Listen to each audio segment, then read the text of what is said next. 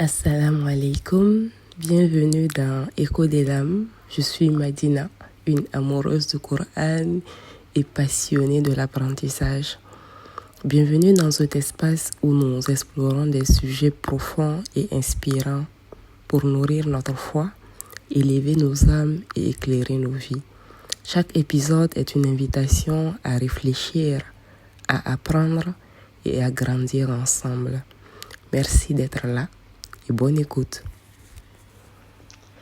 Bonjour, j'espère que vous allez bien. Soyez les bienvenus dans l'épisode du jour. Alors, ça fait un petit bail parce que le vendredi passé, je n'ai pas pu enregistrer un épisode de podcast parce que depuis 2 semaines maintenant, je suis en période de révision intense parce que je suis redevenue étudiante et j'ai mon examen du semestre qui est prévu pour ce week-end d'ailleurs, samedi, dimanche. Portez-moi dans vos prières car Allah me le facilite. Donc, j'étais tellement concentrée, j'avais besoin de temps pour réviser parce que j'ai quand même assez de modules au programme.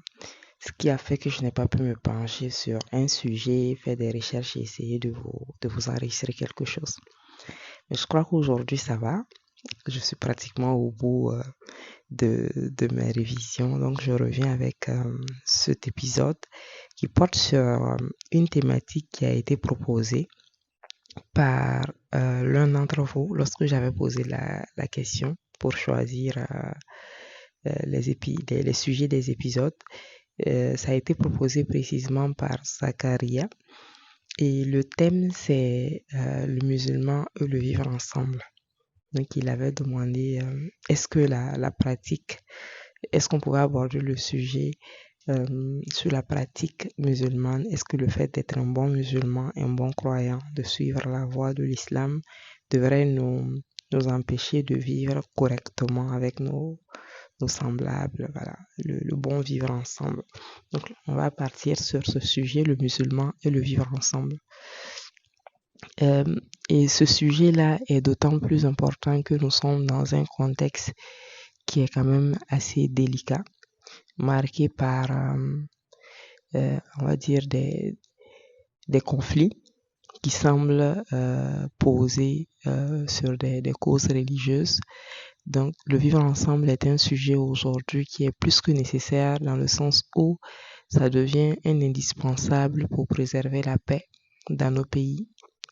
Le vivre ensemble est le socle justement qui va nous permettre d'aller vers la paix et de préserver cette paix-là.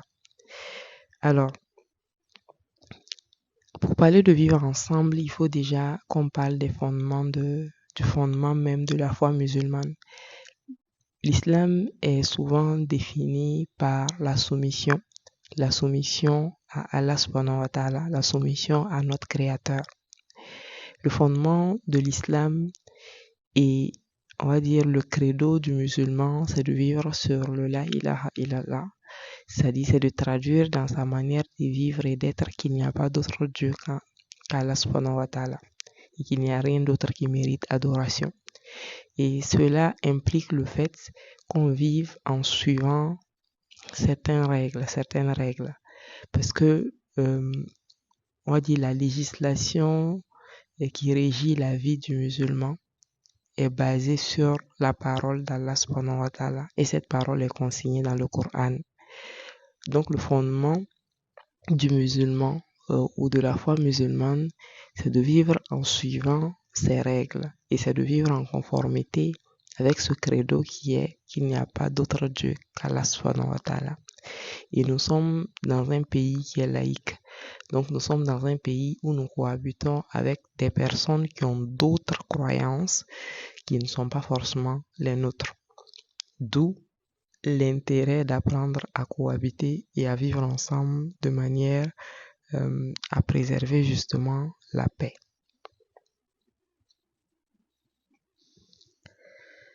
La problématique qu'on rencontre lorsqu'on essaie de regarder le paysage dans nos pays ici, c'est que souvent on a des musulmans malheureusement qui par manque d'information ou par manque de formation, peuvent pratiquer leur religion de manière non éclairée et peuvent de cette manière-là faire des choses qui vont nuire aux autres, qui vont mettre en péril justement ce vivre ensemble, le confort des autres, le droit des autres, et ces choses-là vont également tout naturellement mettre en mal l'image même de l'islam de façon générale. On a ici aussi, il faut savoir que nous vivons dans une époque qui est quand même assez éprouvante pour tout bon musulman qui veut vivre selon les règles de la religion. Le prophète sallallahu alayhi wa sallam, dans un hadith, nous dit que à une certaine époque, vivre en conformité avec les valeurs islamiques, être un bon musulman, entre guillemets, ça sera comme tenir de la braise dans ses mains. C'est-à-dire que vous savez que c'est quand même presque impossible de tenir de la braise dans sa main. Voilà, tu essayes quelques secondes, tu ne tiens pas sur place et sur le long terme, c'est encore plus difficile. Et moi, personnellement, je pense que nous sommes déjà à cette époque où vivre conformément avec sa foi s'apparente réellement à tenir de la braise dans sa main. Et dans une telle époque, on peut vite devenir indisposant pour les autres, pas justement parce qu'on est mal informé ou mal formé, pas parce qu'on est mal intentionné, mais parce qu'on essaye simplement de vivre en conformité avec sa foi et que les valeurs de cette foi semblent être très éloignées des valeurs prônées par la société moderne dans laquelle nous vivons. Qu'à cela ne tienne, il y a aussi le constat de la maladresse de certains musulmans qui peut, on va dire, créer une tension entre les différentes communautés. Je prends l'exemple de du sempiternel rappel que font certains musulmans à l'approche des fêtes chrétiennes, par exemple de la Noël ou de je ne sais quelle autre fête. C'est pas tant le fait de faire un rappel qui est mauvais. Le rappel profite aux croyants. C'est la manière de le faire. Allah nous dit, et il dit à son prophète, de parler de la religion que de la plus belle des manières, d'appeler les gens à la religion de la plus belle des manières. Et on doit être interpellé par ça, faire les choses de la plus belle des manières. Est-ce que faire un rappel pour ton frère musulman ou pour ta sœur musulmane doit être synonyme de dénigrer la pratique religieuse des autres, de l'indexer, de le... Oui, c'est vraiment le mot dénigrer en fait, de faire en sorte que les autres se sentent mal. Est-ce que on devrait en arriver là? Est-ce qu'il faut toujours choisir la période où les autres doivent fêter leur fête de Noël ou de je ne sais quoi pour faire des rappels? Et même si tu veux choisir cette période, tu es libre de le faire. Est-ce qu'il faut le faire de manière à rappeler à l'autre qu'il est dans le faux, à rappeler à l'autre que, en fait, même si tu espérais que par ce rappel, tu puisses faire approcher un frère chrétien ou une sœur chrétienne de l'islam, la manière de le faire ne fera que éloigner cette personne de la religion musulmane. Parce qu'elle est faite avec maladresse. Elle est faite au mauvais moment, de la mauvaise manière, avec les mauvais mots. C'est vraiment pas une manière de faire le rappel qui va profiter en fait à quelqu'un et qui va donner l'amour de cette religion-là. Au contraire, tu ne feras que rendre ces personnes-là hostiles vis-à-vis de l'islam. Parce que même moi, astaghfirullah, mais si j'étais de cette communauté-là et que c'est au moment où on doit faire les fêtes que toi tu écris des longs textes pour dénigrer notre religion et pour un peu nous faire passer comme si on était des personnes, comment on appelle ça? Je sais pas, en Djola on dit Nyuguto. C'est comme si au Tokayenga Nyugana quoi.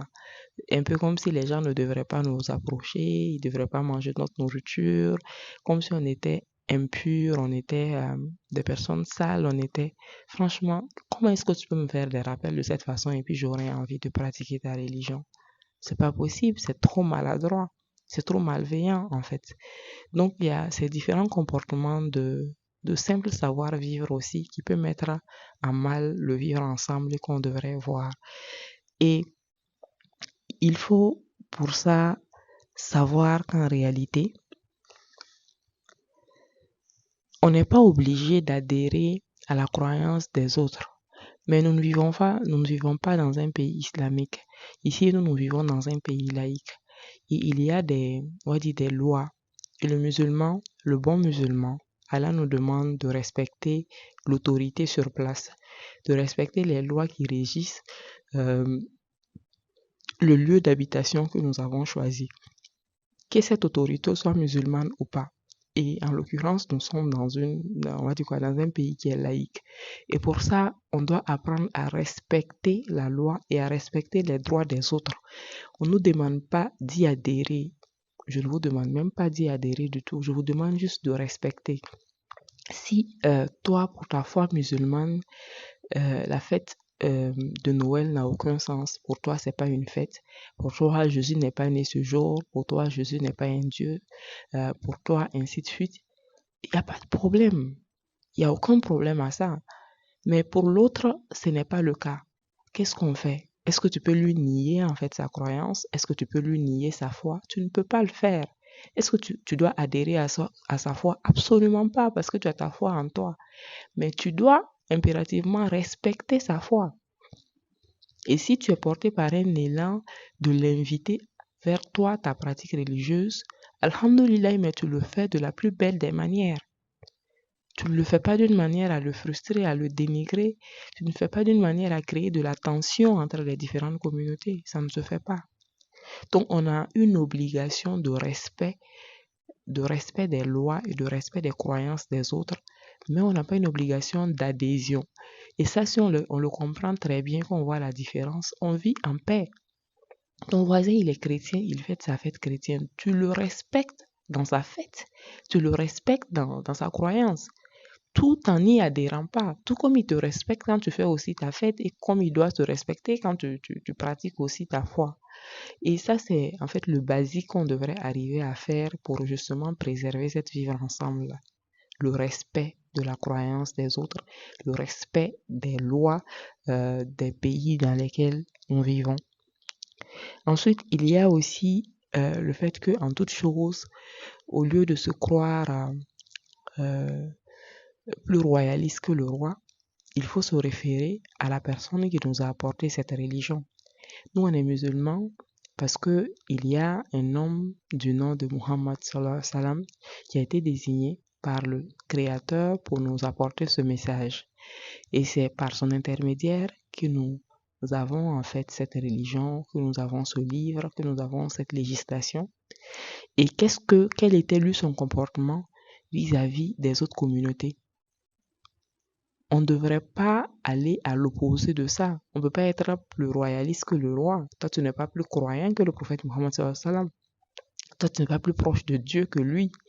Donc, tu peux bien pratiquer ta religion musulmane. Tu peux être un bon musulman sans te mettre forcément en conflit, en confrontation permanente avec les autres croyances. Et en l'occurrence, l'exemple du prophète lorsqu'il est arrivé à Médine, on va dire je crois que c'est en l'an 622, lorsqu'il a fait l'hégire pour la première fois qu'il est arrivé à Médine, il est arrivé trouver qu'à Médine, il y avait différentes communautés. Il y avait cette communauté musulmane naissante avec les Ansar et tout, les Muhajiroun, les Ansar. Il y avait une forte communauté juive, il y avait des juifs qui étaient là. Il y avait d'autres communautés qui étaient païennes. Donc, quand le prophète il est arrivé, et en tant que, on va dire, gouvernant de cette localité, l'une des premières choses qu'il a fait, c'est de rédiger le pacte de Médine qu'on appelle la constitution de Médine. Et cette constitution est taxée par certains d'être la première constitution au monde parce qu'un tel document, se rapprochant des constitutions que nous avons actuellement, n'avait pas encore existé. Le pacte de Médine, qui est la constitution de Médine que le prophète a fait rédiger, est un document qui permettait aux différentes communautés de vivre en parfaite cohésion. C'est un document qui garantissait la liberté religieuse Les juifs pouvaient pratiquer leur religion sans nuire aux musulmans. Les musulmans faisaient de même. Les païens aussi. Chacun pouvait pratiquer sa religion sans problème, sans nuire aux autres. C'était un pacte de vivre ensemble qui garantissait la justice. C'est-à-dire, quand il y a une injustice, quand il y a un problème, de quelle manière est-ce qu'on le règle pour pouvoir respecter les droits de tout un chacun. C'est un pacte qui permettait de garantir la sécurité des différentes communautés vivant à Médine. Dans ce pacte, il était dit, lorsqu'une communauté est attaquée, toutes les communautés devraient en fait défendre la communauté. Donc, si les Juifs sont attaqués, tout le monde, tous les signataires du pacte devaient en fait se mettre à défendre les Juifs. Si les musulmans sont attaqués, tous les signataires du pacte doivent se mettre à défendre les musulmans. Il y avait plein d'éléments qui étaient très avant-gardistes, qui étaient dans ce pacte, qui nous montrent effectivement que être musulman ne devrait pas nous empêcher de vivre en harmonie avec les différentes communautés que composent notre milieu de vie, parce que le prophète, qui est notre exemple le plus parfait, nous l'a démontré de par la pratique même qu'il a fait en venant à Médine, parce qu'en son temps, il ne venait pas dans un état musulman, il venait dans un état qui avait différentes composantes. Et c'est pour nous permettre à nous aussi en tant que musulmans de comprendre que l'attitude est en fonction du contexte dans lequel nous sommes. Si le prophète était dans un état purement islamique, peut-être que le comportement aurait été différent. Donc, si tu vis tu vas vivre à Médine, tu vas vivre en Turquie ou en Arabie Saoudite, les règles sont différentes parce que l'État est musulman. Et la loi là-bas, c'est la charia, c'est la législation musulmane qui est appliquée. Mais quand tu quittes là-bas et que tu viens vivre, je ne sais pas, au Burkina, en France ou en Angleterre, ça va de soi que le comportement aussi change parce que là, le pays n'est pas musulman, le pays est laïque. Donc, le comportement doit s'adapter au fait que dans ce pays, il y a différentes composantes, il y a différentes croyances qui sont là et on doit vivre et composer avec ça. Donc, suivre l'exemple du prophète pour préserver le vivre ensemble. Ensuite, l'histoire des exilés musulmans qui sont allés également en Abyssinie. Lorsque les musulmans étaient à la Mecque et qu'ils étaient très persécutés par les Mécois, ça aussi c'est un exemple en fait pour dire que en tant que musulmans, on a aussi été dans une époque dans une position de faiblesse où on a suivi énormément de persécutions des personnes qui voulaient pas nous laisser vivre notre foi tranquillement. Lorsque le prophète est venu avec ce message, lorsqu'après les 3 premières années, il a commencé l'appel public à l'islam et que les hostilités ont commencé contre lui et contre tous les adhérents à cette religion, ça a été dur en réalité. Et là aussi, c'est un revers en fait de comprendre que lorsqu'on ne laisse pas la liberté aux gens de pratiquer leur religion, c'est difficile. Et nous, on a déjà été dans cette posture également. Il n'était pas demandé à ces gens-là d'adhérer obligatoirement à l'islam, mais le minimum qu'on attendait d'eux, c'était au moins de respecter la croyance de ceux qui ont décidé d'y adhérer, de les laisser pratiquer librement. Donc, dans cette vague de persécution qui devenait de plus en plus insupportable, le prophète va demander aux musulmans de migrer pour aller en Abyssinie. En Abyssinie, qui est l'actuelle Éthiopie. Donc, un groupe de musulmans vont partir là-bas et puis s'installer en Abyssinie. Et ce pays était un pays chrétien. L'Abyssinie, c'était un pays chrétien.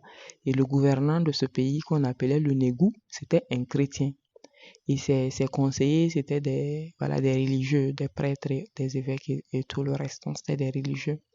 Mais ce pays va accueillir favorablement ces migrants musulmans qui vont vivre là-bas en pratiquant leur foi musulmane sans aucun problème.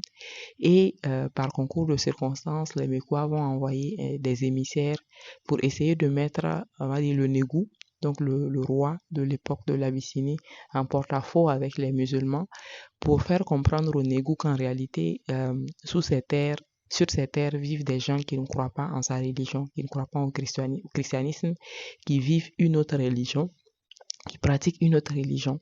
Et le Négou va demander à entendre ces migrants venus de la Mecque. Et les gens là vont vraiment assumer leur religion. Ils vont dire oui, effectivement, voilà ce en quoi on croit, tout en respectant la croyance du Négou, tout en respectant la croyance de ceux qui vivent dans ce pays. Ils avaient leur foi, ils pratiquaient leur foi à eux en tant que musulmans. Et le Négou l'a respecté, il a respecté cette croyance.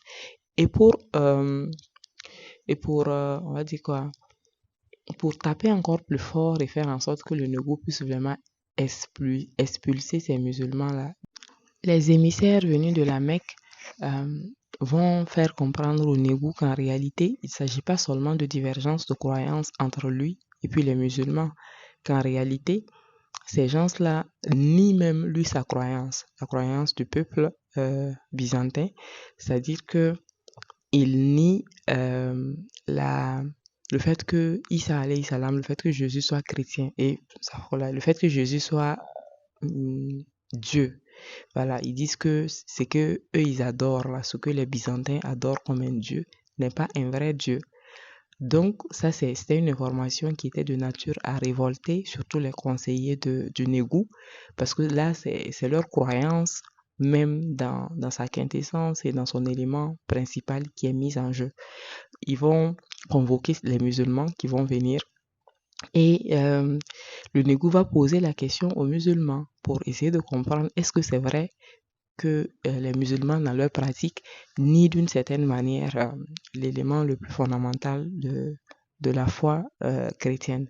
Et les musulmans vont s'assumer. Le porte-parole des musulmans, à l'occasion, on dit qu'il a récité la sourate Mariam. Et dans la partie de la sourate Mariam, on dit qu'il a récité la partie où Jésus lui-même prend la parole pour se présenter. Et lorsqu'il va finir, il va répondre en fait au Nego pour dire effectivement oui, nous croyons que Jésus alayhi salam est un envoyé de Dieu, c'est un messager, ce n'est pas un Dieu. Voilà, c'est un messager à l'instar d'autres messagers qui ont été envoyés. Il a eu des prodiges à l'instar d'autres messagers qui ont eu des prodiges, et ainsi de suite. Mais c'est ça en fait notre croyance. Et celui qui nous a apporté cette parole, qui est le prophète Mohammed sallallahu alayhi wa sallam, est aussi un envoyé. Et on n'adore qu'un seul Dieu. Il est unique, il est ahad, il n'est pas deux, et on ne se procède pas devant autre chose que lui. Et dans ça, les conseillers du Nego vont être révoltés parce que pour eux, ça ne se fait pas. Mais le Nego, dans l'histoire, il va dire que ce qui sépare, on dit, il va prendre son doigt pour dire que ce qui sépare la croyance musulmane de la croyance chrétienne ne dépasse pas ça. C'est-à-dire la voie entre les deux est très mince. Pratiquement, c'est le même fondement, mais il y a une divergence qui est quand même très, on va dire, capitale, mais qui reste principalement presque la seule divergence. Donc le Nego ne va pas les expulser, le Nego va les garder sur son territoire et les émissaires de la Mecque vont repartir bredouilles sans que ces immigrés-là ne soient expulsés. Donc là aussi, c'est un exemple de vivre ensemble. Et cette fois-ci, de vivre ensemble dans un pays qui est chrétienne, pas en majorité, même dans un pays qui est chrétien, pardon, dans une nation chrétienne, mais qui permet aussi à d'autres personnes de pratiquer leur foi. Mais bien sûr, dans l'histoire, le Nego va de se convertir à l'islam après et ça va même entraîner des conflits. Mais de façon générale, il y a dans l'histoire plein d'exemples qui montrent que le musulman et le chrétien, le musulman et d'autres croyants, il y a plein d'éléments dans l'histoire qui montrent que les musulmans et les autres communautés peuvent vivre ensemble sans que cela ne soit source de conflit et que cela puisse se faire dans le respect des différentes croyances. Pour raconter une autre histoire, il y a la très célèbre histoire de la dynastie des Omeyyades en Andalous. L'Andalous, c'est l'actuelle Espagne, qui est quand même connue pour être une gouvernance exemplaire en termes de vivre ensemble, en termes de respect des différentes communautés. La dynastie des Omeyyades, c'est une dynastie musulmane. Donc, en ce moment-là, l'Andalous, actuelle Espagne, était devenu un pays musulman. Les dirigeants, c'était des califes, c'était des musulmans. Et il y a eu, sous ce califat-là des musulmans, la liberté religieuse permettant aux chrétiens qui vivaient, une grande majorité en tout de la population était chrétienne qui vivait en ce moment, de construire leurs églises, de pratiquer leur foi et de permettre de vivre ensemble. Il y a eu des collaborations sur le développement intellectuel dont les traces restent jusqu'aujourd'hui. Et le calife Abderrahman III, ainsi que son successeur Al-Hakam, ont mis en fait à l'honneur un programme politique qui a favorisé l'inclusion et la protection des minorités, qui étaient les chrétiens. Et là, c'était un pays musulman, dirigé par des musulmans, par des califes, mais qui ont mis en place des éléments qui ont favorisé le vivre ensemble, le respect des droits des autres. Parce que lorsque les musulmans sont arrivés dans ce pays, il y avait déjà des chrétiens qui vivaient là-bas. Et l'autre élément aussi qui est vraiment la preuve du fait que l'islam est une religion de paix, une religion qui prône le respect des autres. Et c'est le point d'honneur que le prophète sallallahu alayhi wa sallam et que le Coran aussi met dans le respect du droit du voisin. Dans le Coran, on a des versets qui nous interpellent sur le fait qu'il faut impérativement respecter le droit du voisin. Et dans un hadith attribué au prophète sallallahu alayhi wa sallam, il dit, pour paraphraser dans cet hadith-là, qu'il a tellement reçu de règles exigeantes par rapport au respect du voisin qu'il a pensé à un certain moment que Allah allait mettre le voisin parmi ceux qui pouvaient hériter de nous. Il est tellement demandé de respecter le voisin, de ne pas nuire au voisin, que ce soit à travers les bruits que nous faisons, que ce soit à travers la nourriture que nous mangeons, que nous préparons, même à travers l'odeur qui s'échappe de nos murs. Communément en islam, on dit, si la senteur de ta nourriture est parvenue à ton voisin, c'est qu'il a un droit sur la nourriture que tu vas manger. On ne parle pas d'un voisin musulman ou pas, là n'est pas la question, on parle d'un voisin tout court. Le fait de ne pas verser l'eau devant la porte pour ne pas indisposer le voisin qui passe, de ne pas verser la saleté pour ne pas indisposer le voisin. En fait, tous les petits éléments là, le musulman doit savoir comment son voisin se porte. Le prophète sallallahu alayhi wa sallam avait un voisin qui n'était pas musulman et au contraire qui était très hostile à l'islam. Et ce voisin-là, on dit chaque matin, chaque jour il venait verser ses saletés devant la porte du prophète. Tellement il ne l'aimait pas, il n'aimait pas l'islam. Et le jour, le prophète s'est levé, il a vu que ce voisin n'est pas venu jeter les saletés devant sa porte. Il s'est inquiété. Il s'est demandé, mais qu'est-ce qui ne va pas?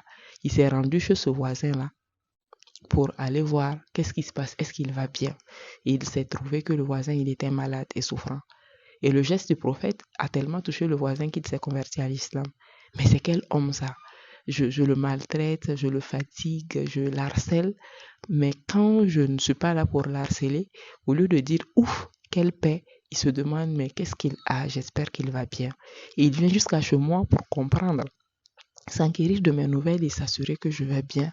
Et s'il ne peut pas m'aider. Ça, c'est le comportement de celui qui est notre modèle. Donc, le vivre ensemble, en principe, c'est nous, on devrait donner les leçons de vivre ensemble aux autres. Parce qu'à travers l'histoire, à travers le comportement du meilleur des hommes qui est notre prophète Rasulullah, à travers les gouvernances musulmanes qui sont... Et vous voyez, on peut aussi aller sur l'histoire de Omar Ibn Khattab lorsqu'il est arrivé en Palestine.